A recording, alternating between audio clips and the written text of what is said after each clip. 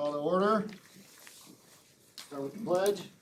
I pledge allegiance to the flag of the United States of America and to the republic for which it stands, one nation, under God, indivisible, with liberty and justice for all.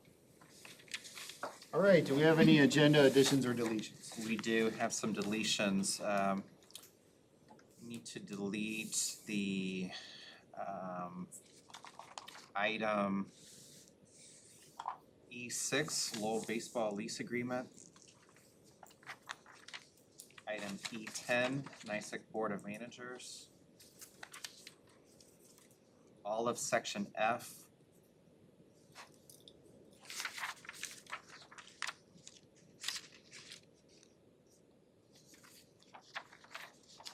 I believe that encompasses all of the deletions.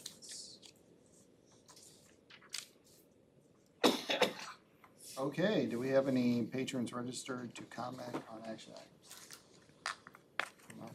No. All right, then we'll start with the guest reports. No guest reports this evening. All right, then it goes to Tammy then. All right.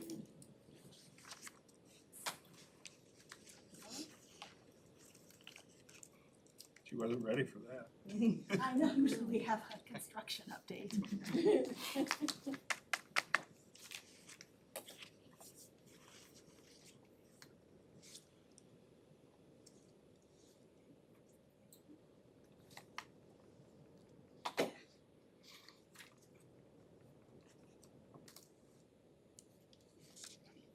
So welcome this evening. I'd like to start off by giving you an update on our high ability program. And since we have a new board member, I thought I'd give a little bit of an update of what is high ability to start with. High ability is a program that is required by the state of Indiana that we provide services to students who have been identified as high ability.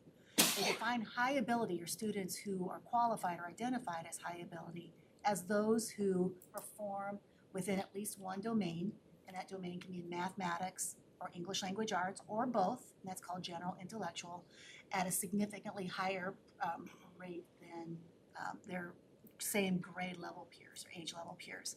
So that tends to be at the 96th percentile. For us, we have it at the 95th percentile. So there are multiple tests, multiple assessments that we use to gauge and identify students for high ability. So what are those? The state does require a multifaceted student identification plan. You have to have 3 types of assessments. The first type of assessment that we have to have is what's called the aptitude or ability test. And that is COGAT. I guess I have that mixed around there, but it's COGAT, which we use for all the grade levels that we test.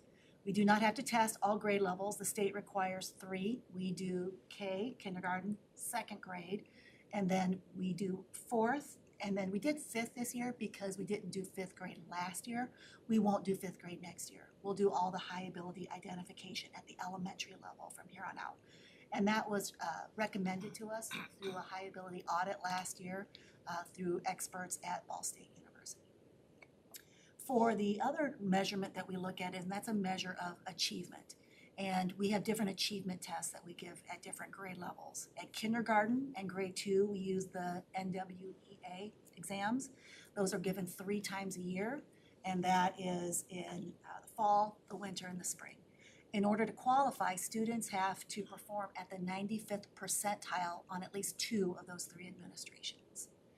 And then on iLearn, 95th percentile also either in math or English or both. Well, this year proposed a little bit of a challenge for us because the IDOE decided to hold back the scores for the iLearn tests because they are working on the standards and cutting the scores on those, figuring out cut scores. So we had to use what's called the checkpoints, the iLearn checkpoints. So we averaged those together, and we had percentiles that we could use from all 3 tests, and then they had an average of 95th percentile on those. If students if they fell on the bubble, and that bubble is the 93rd or 94th percentile, it's called the standard error of measure, but that means they're pretty close. It means, could it be that the test itself might have some error in it? So we do a third type of test, a qualitative assessment. That's called the Scales for Identifying Gifted Students, SIGs. And the teachers go through a very lengthy, it's like 70 questions about students and what they've observed about their behaviors, their aptitude, their inclinations, characteristics, their traits. And then from there, I have a little chart that I can make a percentile score out of that. So if students scored at 95th percentile on that, then they were identified as high ability. So we tested a lot of kids this spring. We tested, as you can see here, total over 1,000 students. Just about every single student in the cohort, each cohort in kindergarten, second grade, fourth grade, and fifth grade were tested. The total number that qualified at each grade level. We had kindergarten, we had qualified 42 of those students, 45 of grade 2, 56 at grade 4, and at grade 5, 69. Now, some of those students were already qualified, so they didn't receive new qualifications. So this is how many students just in 5th grade were qualified for high ability. Some were already qualified in English and they qualified in math, or vice versa, and became both. Or some were qualified in math but didn't qualify for ELA, but we kept them in ELA. So that's why that number is a little bit more increased. So I did want to show you the number of English language arts only, the number of students who are math only, and the number per grade level of students who are general intellectual, which means both math and English language arts. And as you can see here, the numbers varied across. In the red is the English only, in the gray is the math only, and the black is the general intellectual, which is both. Obviously, if somebody is general intellectual, they qualified in math and English, but I just use that designation alone. The reason why is in Skyward, we do have to give them an individual designation in there, code them as a 1, 2, or 3, based upon which domain they qualified for. And then the percentage of the cohort that identified as high ability this year, we can see that 17% of kindergartners qualified, 20% of grade 2, either newly qualified or were qualified and remained qualified. Grade 4 students about the same, 19%, and then grade 5 was 27%. We are actually over probably identifying, and that's something that we'll want to take a look at in this upcoming school year. Do we need to increase the percentile from 95th to 96th percentile? The rule of thumb is you usually want about 10% of your cohort to be identified as high ability. You don't have to, but that's usually a good rule of thumb, anywhere between 8 to 12%. How do we Yes, compare it to statewide testing like this? A little bit higher. The statewide is right at around 10 to 11%, I believe, the last time I looked. Yeah, because you said there's like a little over 200 that qualified out of 1,000. So that's like 20%. So if Correct. we're looking at 5%, that must be from the statewide scores if you're in the 95th percentile, not 95th percentile of Tri-Creek students. Correct, so that's of state. Yeah. NWEA is a national percentile. COGAT is a national percentile. iLearn is a state percentile score. We could have done locally, but our students perform so well. If we would have done locally, we would have, yeah. We're gonna shut some people out, Correct. yeah. And we also don't want the opposite effect where we shut out so many kids who have high abilities and that they don't get identified. And then that happens in some school districts. I think Carmel at one point had a 99th percentile as their limit because they had so many students in their population that would have scored at the 96th percentile. And they couldn't have 40% of their students in high ability. Funding is tied to high ability as well and the programming that they receive. So then 80% is high ability in Tri-Creek, right? Just a joke. okay. 20%. 20%, which is excellent. We have great students, right? So yeah. So why do we care about this data? Besides the fact that the state requires us to gather this data and to identify these students in Skyward and for state accountability reporting, it does provide some important data, and these are lots of data points that we have available. First one is the data provide information for principals for scheduling. We had to do that in the spring, so in the elementaries, they put those students into what's called clusters of high ability and then with other grade level peers.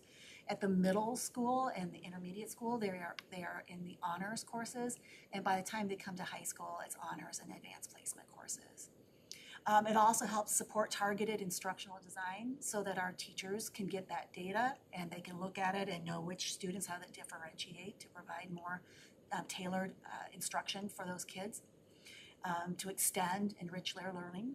And then support students' academic, social, their behavioral needs, and there are some characteristics of high ability learners that sometimes adults may not always know about, and so that helps with understanding sometimes their needs. And then finally, to help determine programming needs, and then of course that allocation of funding. And that funding is for training our teachers of high ability students, from advanced placement to the high ability conference that we've sent our teachers to materials that they purchase for their cluster grouping or for the advanced placement materials. So it's a lot of information, and we just finished that process and sent out an email to families last Friday, all families that received notification on what those data points are and whether or not their child qualified for the program. Sounds good. Do you have any questions about the process or the program? So this is for elementary students, not for. This is, well, it's K through right now 5, because we had to include 5th graders. So at the end of 4th grade, it really is to help scheduling for intermediate grades 5 and 6 coming up. And then 5th grade, obviously into 6th grade also, so intermediate. Sure. Yep. Sounds good. Thanks, Tammy. You're welcome. Anybody else have anything to ask Tammy? Okay. So the other agenda, or the other item on the agenda to talk about under my report is talking about student fees. And Dana and I are going to tag team on this one because we worked pretty closely together over the last month and a few days over the student fee list. And so you'll see in the board docs, the list broken down by elementary in each building of what those fees will be. We used a general good practice formula as we went through this and looking at how the state defines what is curricular materials. We can't charge for curricular materials, but we can charge for supplemental materials. The second, once you determine whether or not it's something that can be charged, then you determine, is it too much? And there were some that were a little bit too much. So we had to pull back. We can't charge like $700 a class, for example, right? That's a little bit much. So we try to pull back and make it as reasonable as possible for families and what they have to afford. And so those were kind of the two big litmus tests that we used. So fees range for K4, they're going to be either $40 or around $45 per grade level in K4. Intermediate school, you've got $58 at 5th grade, $60 at 6th grade there. Middle school, $60 to $65 for the upper grade there. High school, there's general fees there that go by grade levels, anywhere from $32.50 to $57.50 for one grade, grade 9, and that includes their locker lock and then PSAT, correct? Yes, for that. Electives, depending on your course schedule at the high school, could range anywhere from $40 a course to $300 a course. Now, that $300 course is a welding course. It has your personal protective equipment that you have to have, your helmet, your jacket, those types of things, your gloves, all of that included in that, which is it stays with the student. And there is a yearly fee. That's the highest course, and that's the highest one in welding. I mean, there are $100, and I think it was $150, $187, somewhere around there for the introductory welding courses. Again, that's at PPE that they need each year for that course. We also had some good news this week. We had put on all student fees K-12 IXL, which is a progress monitoring application that our teachers use. We received the digital learning grant, which paid for math and English IXL costs for K through 8. So all of those fees were cut in half. So that helped quite a bit. So where we could, we maximized with Correct. grants, and we also applied the rule of, let's try and tail this back as much as we can. We did work with teachers quite a bit, and pull back some of those supplies as well to make it affordable. So if somebody can't afford it, let's just say like they're on free lunch, they have no money and they want to take a class, you just tell them no? No, Or not at all. can they- We don't refuse that at all, no. If they do apply for free and reduced textbooks, lunch, they've got to check a box on the application. And as long as they check that box on the application, fees are waived. Good. And that's, yes, we don't turn students away from courses. And I understand the career courses, the welding and the carpentry, that makes perfect sense. But there were a couple of them on there, like the biology and anatomy and physiology, that were, I can't bring it up right now what the fees were, but they were like $100, $109, something like that. And my question, thinking and reflecting back on physiology classes, biology classes, what costs that much? It's just a question, that's all.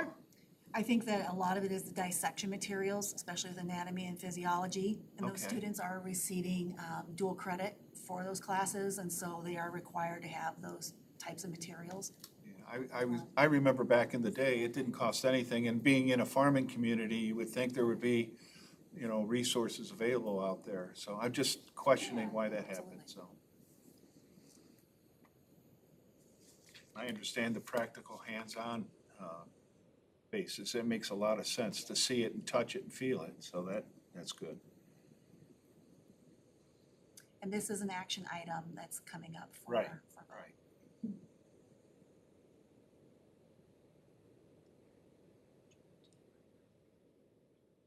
Okay, so, I don't know if you have any more questions then about the I don't fees? think so. I'm good. Amber? Nope, I'm good. Okay, Did it. so take it away, Dana. Okay, so agenda items for me, right on the top there, we have what's known as our CRIPE Development and Management Agreement. That is for our construction trades class in the house build for next year. This is an annual agreement that we brought back since back in the days when we had another partner. And this is not changed actually from the previous year, just dates have been brought forward. So the program is that CRIPE Development provides the lot and provides the build materials. They own everything, so they're providing all of that. We provide some labor with our students, and they provide us the experience of our students building that and working alongside contractors that are specialized in certain areas. And in the end, when the house is done back in June and they're ready to put it on the market, like the one we currently have, CRIPE will donate $10,000 towards the program if we have it done on time in June. So that is the agreement here. So quite an deadline. experience for our It students. is a phenomenal program. Got a It's- deadline. that's a now. great Gee, program. that's stressful. Follow the schedule, you'll be good. Preparation of life. Yes, as long as they have the foundation in by August, we get it done by June. Okay. Knocking wood on weather-wise, so No we'll pun put that intended, one, right? yes, exactly. So that agreement's on there. The other agreement we have on there is our annual renewal of the Pop Warner contract, in which they use our field over at the old middle school or Oak Hill property over there. It's an agreement we've had for several years, predates me. Dr. Cleafish might know the. Yeah, yep. So it is allowing them to lease the field over there for the fee of $1. They will maintain the field, includes mowing of the field, which takes a lot of the time off our maintenance crew over there. So it's the same agreement that we've had in previous years, just asking for a renewal of that one. This is Again, the big field at the bottom too. Yep, Not just the one. practice fields and all. Everything, all right. Okay, and so, since we have some financial items on the agenda that I will be speaking about here, I thought it would be a good time to bring up our cash flows again. So, before you here is our May cash flow. It shows through April, so it's the first quarter here. This is a combined of education and operations funds. I have a chart that we'll be able to see that will bring this up a little bit more.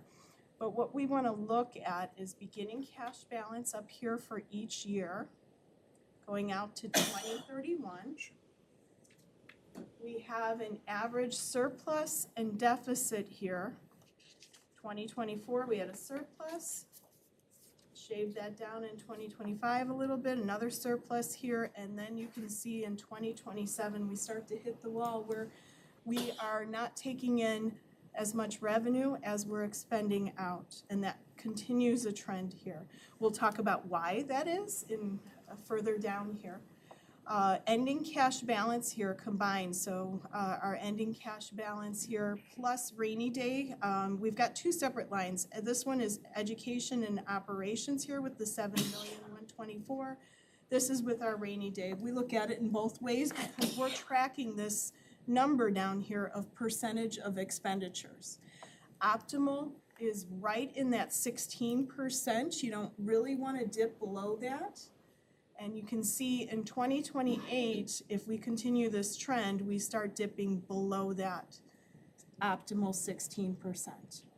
And that triggers some kind of state intervention too when you fall into Right, that, right. When you start getting below that 16% and they start seeing large jumps of deficits like this, that's when the distress unit appeals board from the state starts knocking on your door and saying, let's have a conversation. Now, let me bring this up a little bit more. This is showing our expenditures here just from 2025, what we're tracking at 2026, and what we're projecting here. The major thing I wanted to point out on here is the blue part, which is salaries and benefits. Those percentages, when you look at that versus the total here for education and operations, it's right around 82%. So a lot of our investment, a lot of our expenditures, of course, is in people. We're not spending a ton on supplies, we're spending the bulk of it on people and staff here. The first chart shows this one. This is the one that's just horrendous to look at for me. It is the waterfall chart, so it starts to show the way we're eating away at our cash balance. Right here, when we're looking in 2030, a cash balance of just about 900,000. It's just shy of little over 800, between 8 and 900,000 there. That's when we start getting into the worry of how are we going to make payroll at that point. So, what do you do to fix this? What do we do here? We've cut. We've done what we have since 2023, so how do we move into that and what's the plan? Today on the agenda, we have a couple things to look at. We have our resolution for the referendum. So in talking about the referendum here, let's go to the why that waterfall report looks the way it does. It is solely because of Senate Enrolled Act 1. That is a legislative change last year that took place in July 1st. It changes the way tax funding flows to schools. It reduces that. It gives our homeowners credits on their homes, but it also reduces the revenue that we receive here as a school district for property tax. And this happened without any foresight. It was introduced late April of last year when the session was going to end, so we couldn't plan for this. It was something, here it is, here's the change, and now we have to deal with it. So this happened completely without notice, and it has a sudden change to cash flows for school districts across the state. This is not a Tri-Creek problem. You've heard me say that before. This is a statewide situation with schools and other municipalities and entities, taxing entities, but schools, district, statewide have this similar problem. So our referendum, we have to find additional revenue somewhere else, so we're going to ask the public, or before you tonight, you have a resolution to consider to ask the public for additional revenue for the district to make up that deficit there. What that additional revenue is for, it's to provide status, to preserve our status quo. It's to provide that emergency backfill. That's what I'm calling an emergency backfill for what we're losing out on Senate Enrolled Act 1. That number is anywhere from, this is what it looks like, folks, here. So we've been tracking at about $645,000 in property tax funding loss for the last 3 years. Prior to that, I would even go back and say it's anywhere from $450,000 to $645,000. This year alone, we had quite a jump here, up to over $2 million in property tax loss. So that's what's affecting our cash flows. And again, property tax money comes in and directly affects the operations fund. It comes into our operations fund. Operations fund, buses, buildings and grounds, those types, and safety and security. That's what your operations fund is for. This directly affects the operations fund. You can see it will rise in 2029 to 2.6 million of losses. So it's going to continue to rise on that. So lessons learned from 2023, we ran a referendum in 2023.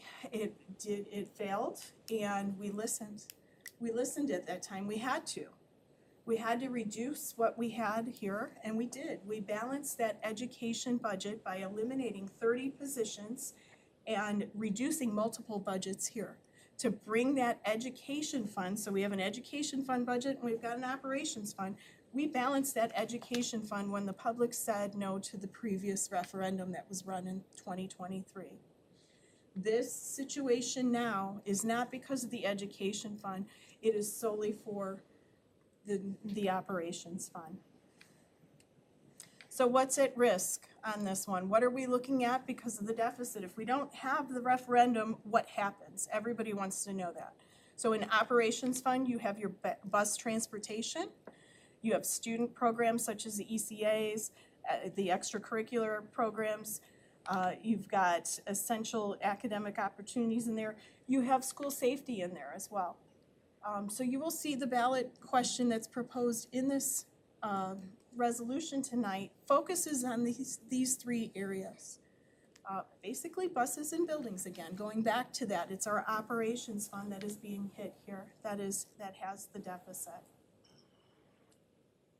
So that's what we're looking at. I'm trying to see. Anything else to add, Dr. Anderson, on that one? That graph where it says loss of property tax, that's a tax cap. People wonder, well, what is that? Yes. It's you reach a certain threshold on your personal property and it's capped. When it gets capped, that's what the district loses out on. And when you jump $2 million from 2025 to 2029 on a district our size, that is devastating. When we talk about impacting bus transportation, we're talking about eliminating all bus service. Why? Because there's not enough property tax to come in to support it, period. Extracurricular activities, that's a $500,000 price tag. Imagine dismissal bell rings and our schools become ghost towns. No sports, no clubs, no after-school activities. That is reality. So this is not the referendum of 2023. Right. This is, as Dana indicated, emergency backfill to maintain status quo. And we need every person in this community to spread that word. Just think about no buses, the lines waiting to pick kids up. I mean, they'll be backed up all the way down Holtz Road trying to get in.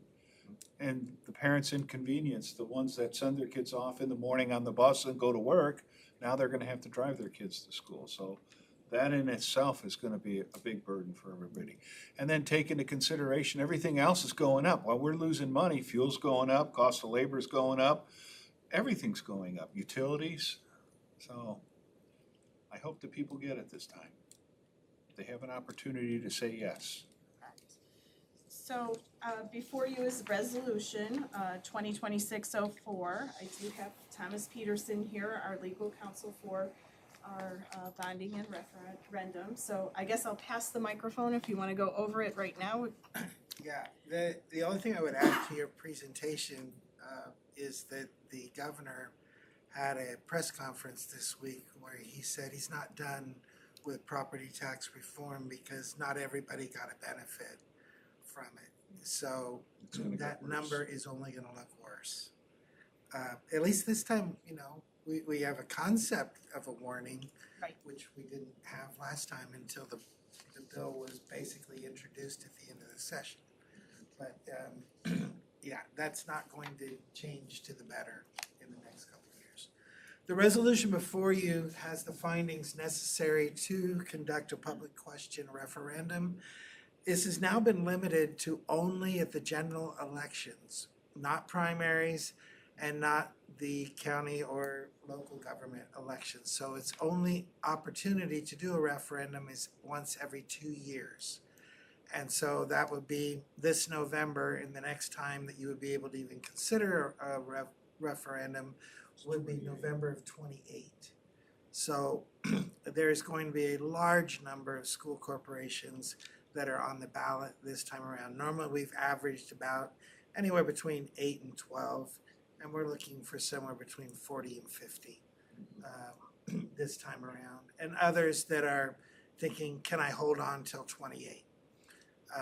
And so we're just gonna have to see what happens with those folks. But those are the folks that feel they're gonna have to eat through their rainy day fund and everything else just to get to that point. So you are not alone, I think is the point I'd like to make. Plus, there were a number of schools that had their referendum the last time that it was possible, which was last year, that they did those before this statute went into effect that said only once every 2 years. In this resolution is the proposed ballot language. This is the language that is set forth in the statute. The DLGF has to approve the language, and to say that they have been not allowing any artistic license is an understatement.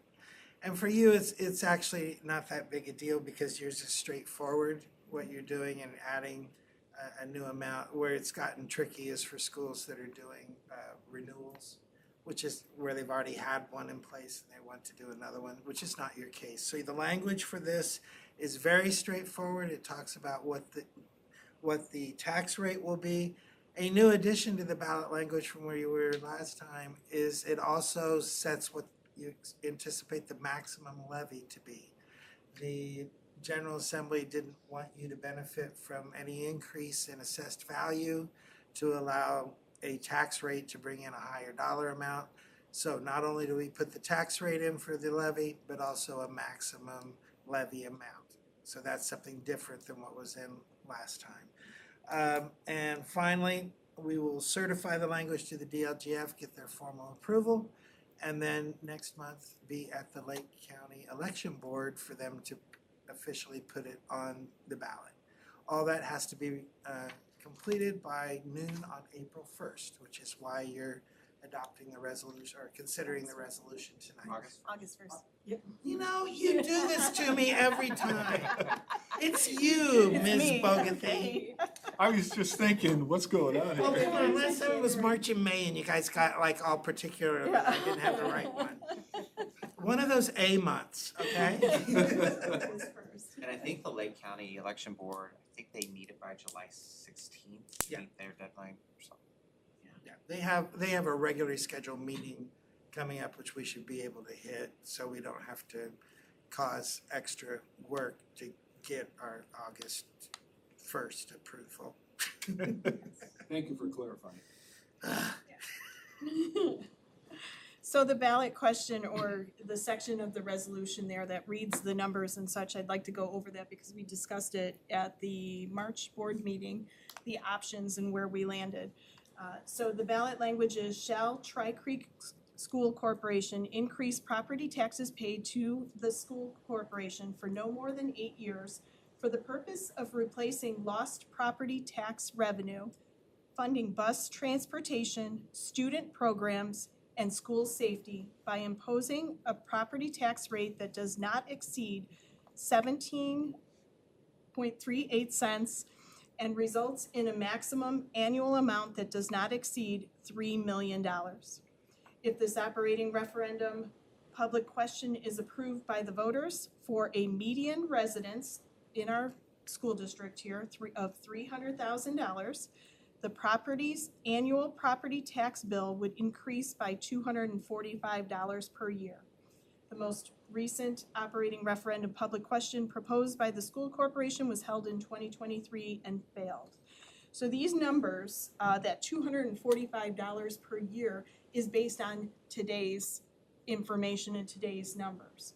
In projecting that out for 2027, when increased Deductions come into play because they are transitioning the deductions for homeowners to a larger percentage and backing out the standard flat amount. So next year, when I put it into our tax calculator, $300,000, it was actually going to cost the taxpayer in 2027, $218.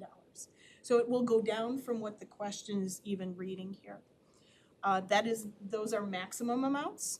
So if we don't need those amounts, we budget it on an annual basis, so I can back that off and bring it down to a lower percentage or a lower tax rate to bring in only what we need. If factors change or if anything changes with staffing and we don't need that much, that type of stuff. So that is something, those are maximum numbers that we're required to report. The other thing of to note on this is it lists the median residence as 300,000. It was actually 278,000. By law, we have to round up to the nearest 100. Yeah, so there we are on that one, so 300,000. So if your home is less than that 300,000, the bill will be less than that 245 that's quoted in here, which will actually probably be $220. Any questions on that? That 3 million is where we landed back in March from feedback with the board. $20 is pretty cheap, right? There you go. It's like Netflix, Yeah. Disney Plus, whatever, yeah. Everything is going up. Not too bad. Less than $1 a day.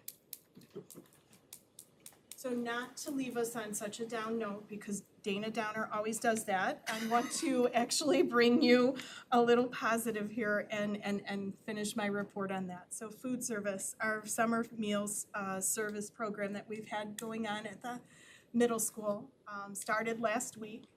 Challenging day on Thursday, nail biter between the storms. We got it done because it's from 4 to 6 on Tuesdays and Thursdays at the middle school in Lowell there.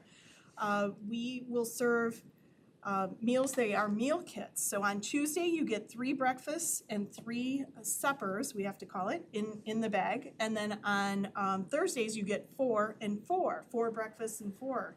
So you have 7 meals for breakfast and supper there for each child that you have. So any child 18 and younger from any community. It does not have to be Lowell community. It could be anywhere. We are heavily pushing for Maryville to come down here and get meals if they can, if they have the ability. It's a drive-through service. Our ladies are rocking it out there, handing out. Our food service crew are doing a great job. So last week, we handed out 7,878 meals in 4 hours. That's incredible. 4 hours, that's amazing. Yes. And Awesome. 7,878 meals. Yes, over 2 days, 4 hours total. So they are moving those cars through there like you wouldn't believe out there. The speed limit is 5 miles an hour. Yes, it is. It is. Today, we had 619 cars come through. Yeah, and service meals today. That's amazing. So it's incredible, yeah, what they're doing out there, and it's a really great program. It's helping a lot of people here. It's And they- federally And funded. it is federally funded, yes, this is a program it's called Sun Meals. It's federally funded, we get reimbursements for that. They get really creative with the meals, and yeah. And then They didn't run out of food. No, and that's the tricky thing. Every freezer, every walk-in in this school district is filled. Jason knows. Yes, it is. and the benefit to Tri Creek schools during the regular school year. It's the benefit to Tri Creek Schools. So doing all this through the reimbursement process here, we're able to offset any price increase to our families here through the profit of doing this with the state program. So we're able to fend off any increases for our students as far as student meals here, which I've been here for 10 years and I think we raised it 10 cents. So, yeah. That's great. So That's wonderful. Yes. So there's my high note. I get to leave you with the high note here rather than, No high note would have been samples. yeah, samples too. point. Any questions or anything, board members? No. Thank you. All right, next up, we got technology. Mr. J. Dana got you with the positive note, I have the brief note. I do not have any action items for the board this evening, but I did want to take a moment to update our families on our transition from Canvas. Canvas is our learning management system in use from kindergarten through 12th grade. At a previous board meeting, Tammy and I had shared with the board that we were looking at the usage of Canvas across the district and if there was an opportunity for cost savings there. So we did make the decision with consultation with our staff to move away from Canvas. Our contract was up this year, and we've started the process of moving towards Google Classroom. We previously had that product a number of years ago, and a lot of our teachers were really happy with it. So it is a bit of a homecoming for them. We have started training our teachers prior to the end of the school year, but Canvas access for our families and students will end on June 30th. At that time, any grades or any information about assignments will all live in Skyward. And then as we get to the start of the school year, we'll start sending out communications to our families about how to access Google Classroom. Our teachers, as we start up registration for this year and class lists start kind of filtering and setting up for the year, our teachers will start getting in and setting up their courses for the year. And we expect that those first days of school, our teachers will be able to get students logged in and they'll start running with that. So it's a lot of really great features. I won't bore everybody with them, but there's some really cool things that you can do in Google Classroom that you could not in Canvas. And the best part, it is part of the subscription fee that we pay for our Google licenses. It's not an additional cost to us, it's something we already had in there. So it's a win-win. But that access will end on June 30th, and we just ask our families to look out for more information from us on how to access Google Classroom. Sounds good. Thank you. Thank you, Jay. Thanks, Jay. Dr. Anderson. Data center is a hot topic, specifically for our residents out in Eagle Creek Township. It is a topic that the school district is not engaging in. There are people against data centers, people for data centers, and our stance has been, we're neutral, but we are watching it. Why are we watching it? The reason we're watching it is because over in LaPorte County, LaPorte schools developed a relationship with the city of LaPorte. And Microsoft made arrangements and met all of the approvals to put data centers over in LaPorte. Through that relationship between the school district and the city, and then working with Microsoft, they were able to avoid a referendum. They had been closing schools. Senate Enrolled Act 1 certainly affected them as well.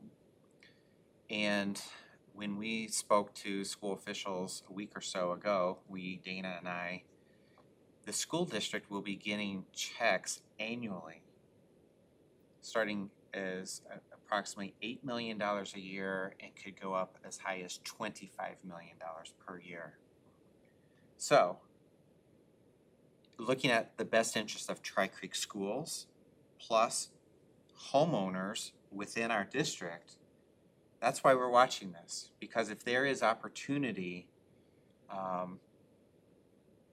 if the data center ends up going in, which last week the Lake County Council did vote to move forward with that, now it goes to the Board of Zoning Appeals, it very well could become reality. If it becomes reality, we would certainly like to put our bid in to receive a benefit of the data center. So wanted to keep the board updated on what that is all about. And do you have any questions about data center? The same is true for battery storage out there. And so we're watching that and making connections. That was also approved last week. Cell tower lease. We are still in negotiations with the cell tower company. Did the research. The question was, is there any kind of concern regarding radio frequency and health impact in a negative way. And all of the reputable websites and the information that was supplied indicated that no, there is nothing of concern on that front. Second concern was whether it would collapse or blow over. It's engineered that if there is any kind of structural issue, it is engineered that it drops straight down into the fenced area, and that there have been no incidents of that nature.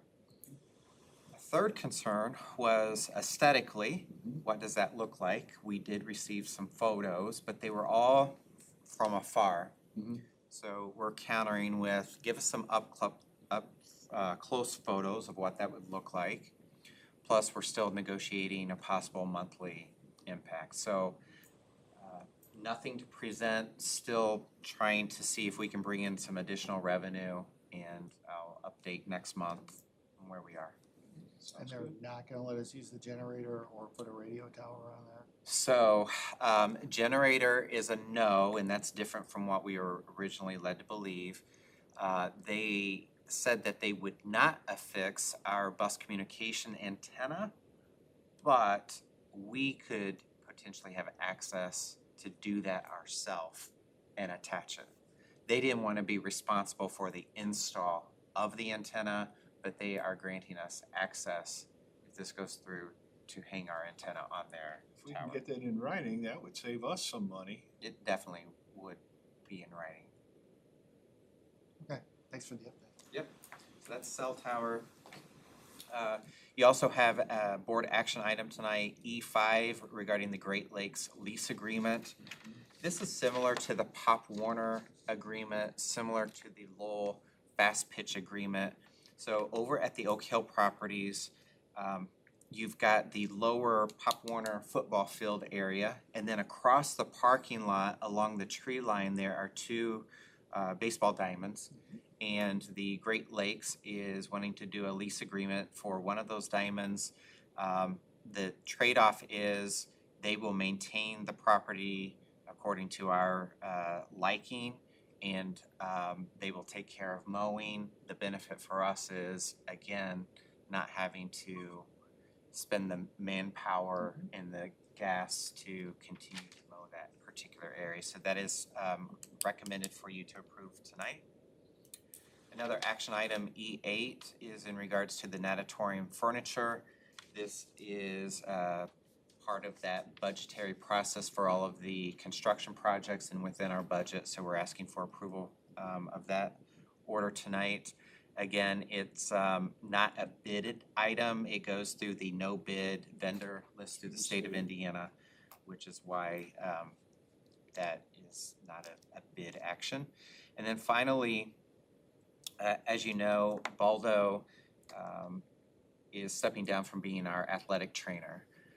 So athletic training throughout the state, but specifically in our region, athletic trainers used to be supplied by the hospital. So Community Hospital, Broadway Methodist, Franciscan, and the most recent one was Franciscan. They eliminated their program. We brought Baldo on our staff, and what we have found through that process is, as he has stepped down, that for us to be in the market of trying to find athletic trainers is very difficult. So we have opportunity to contract with ATI Physical Therapy Company. They would be on the hook to guarantee us an athletic trainer. We have before you a 3-year contract with them. Why a multi-year? Because it's cheaper in the long run.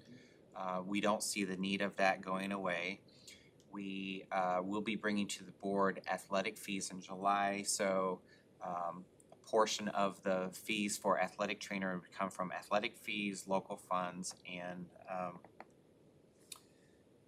it seems like there was a third source. Athletic fees, local funds, Boosters? and boosters, thank you. The brain lapse there. So Here's the issue. What's being recommended for the board is for you to authorize Dana Bogathy to execute the ATI contract once it comes back from legal counsel. Why is it sitting in legal counsel's hand? Because the state of Indiana just passed new legislation that meets 3 different thresholds of schools engaging in contracts, and it goes beyond our legal training to identify the nuances in that contract. It's also time sensitive, so we're trying to avoid having to wait to another board meeting to secure an athletic trainer with ATI. So if it's at the board's pleasure, we would like for you to authorize Dana to engage in that contract as soon as our legal counsel endorses and approves that. A copy of the current status of the contract or the contract itself is in there for you. Again, the language that would not be legal would be the only thing that would be challenged or changed in any way. So that is all I have for a superintendent's report. Sorry, I lied.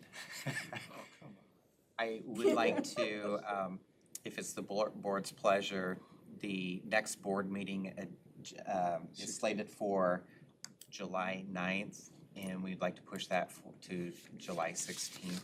So if that's the president's pleasure, at the end of the meeting, Okay, you can announce that change. sounds good. Sounds great. So it's July, Be Thursday, July 16th at 7 p.m. no issue with that. Summer, we're at school. We're just playing it loose and fast. It's, all right. what we have found is that July 9th meeting, we know that the week of 4th of July is a great time for our staff to try to disengage and recharge. Mhm. But to get all of the work done in preparation for that meeting means that we're all working on vacation time, and that's Yeah. problematic when you don't have a moment to recharge. No issue there, thank you. All right, so now we have action consent items. Board member report. Oh, yeah, board. How could you forget me? This is like the second I month got in a all row. excited about, talking about vacations and stuff, I just, Oh, I guess when I'll you make it- retire, you don't I'll think make about it it a brief. lot. I'll make it brief. As a member of the NYSEC Board of Managers, we had our meeting last Wednesday, and we had the traditional action items, but some of the things that stood out was Resolution 26-07, in agreement with the alternative services with IDOE, which is something that we have to do each year. Another item was, currently, we are in the process of, actually, we've hired a new director because the previous director, our current director is retiring. And in her contract, she has a vehicle as part of the school benefits, and the new director will not have that luxury. So the vehicle that's currently there, they're looking to put on the market and sell it and not purchase another vehicle. And then the other item of importance was the capital projects budget. That was an additional amount of money needed to upgrade some equipment that's obsolete throughout the district. And then finally, a traditional Neola, which is a state policymaker for the Indiana Department of Education. And so it's a standard policy across the state, and they just upgraded all the policies as we do as well. So those are the items that kind of stand out. Thanks, Nate. Now we can go to action. Wait, no. Hey, you got it, something, okay. All right, first one would be to approve the meeting minutes from Thursday, May 14th, 2026. I'll make a motion to approve the meeting minutes. I'll second. All in favor? Aye. Passes. Payroll and claims. And because these are consent, if you would like to lump them all together, Okay. you're permitted to do so. Payroll and claims, personnel report, the overnight football trip to Manchester College, and revision to board-approved overnight athletic trip for members of the Lowell High School boys tennis team to attend the Cincinnati Tennis Open from August 12th to the 14th, 2026. I'll make a motion to accept. I'll second. All in favor? Aye. All right, passes. Now we have our action items. Resolution number 2026-03 concerning alternative services agreements with the Indiana Department of Education and private education agencies. I'll make a motion to accept resolution 2026-03. I'll second. All in favor? Aye. Aye. Motion passes. Number 2, the agreement between Cripe Development and Management LLC and Tri Creek School Corporation. I'll make a motion to approve. I'll second. All in favor? Aye. Motion passes. Number 3, student fees for the 26-27 school year. I'll make a motion to accept the student fees for the 26-27 school year. I'll second. All in favor? Aye. Passes. Number 4, the Pop Warner Little Scholars, Inc. lease agreement. I'll make a motion to approve. I'll second. All in favor? Aye. Motion passes. Number 5, the 5-star Great Lakes lease agreement. Motion. I'll make a motion. I'll second.